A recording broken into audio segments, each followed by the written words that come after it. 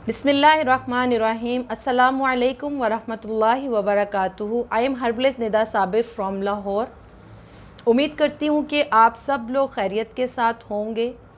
इससे पहले कि हम लोग अपने टॉपिक की जानिब आगे बढ़ें, मेरे चैनल को सब्सक्राइब कर लीजिए। मेरे चैनल का नेम है सिंपल ऑर्गेनोपैथी और बेल आइकॉन को ज़रूर प्रेस कर लीजिए ताकि आप लोगों को मेरी नई से नई आने वाली वीडियोस मिलती रहें और आप लोग इनसे फ़ायदा उठाते रहें और दूसरे लोगों के साथ भी इनको शेयर करते रहें।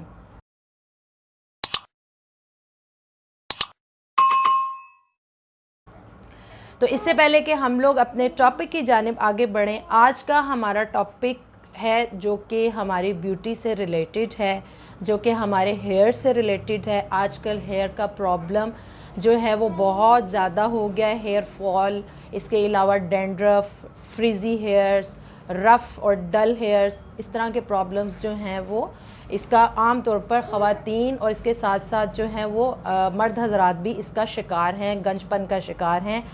तो आज जो टिप मैं आप लोगों के साथ शेयर करने वाली हूँ वो ख़ास तौर पर जो है वो हेयर की डैंड्रफ के लिए है।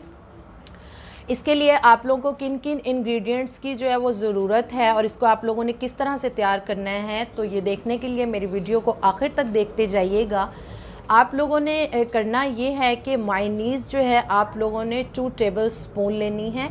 1 टेबल स्पून जो है वो आपने चाय की पत्ती लेनी है, ठीक है। चाय की पत्ती जो आप लोग यूज़ करेंगे वो पहले से इस्तेमाल शुदा हो, लाइक ये कि जब आप चाय वगैरह बनाकर फ्री हों तो उसको वेस्ट मत कीजिए, उसको कहीं पर महफूज कर लीजिए। तो 1 टेबल स्पून जो है वो आप लोगों ने चाय की पत्ती ऐड करनी है।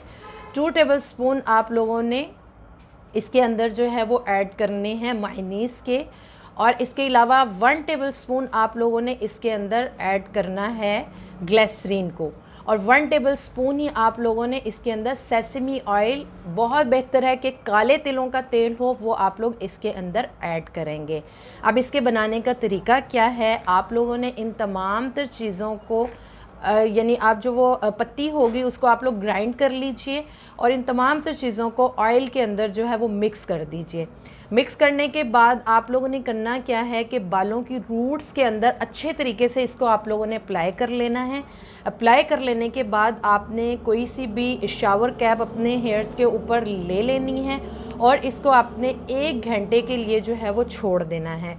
1 घंटे के बाद जो आप लोगों ने इसको वॉश आउट करना है, ये आपकी डैंड्रफ के लिए बेहतरीन टिप है, आपको उससे बहुत ज़्यादा फ़ायदा होगा और आप इसको जो है वो हफ़्ते में 3 से 4 दफ़ा अप्लाई कर सकते हैं।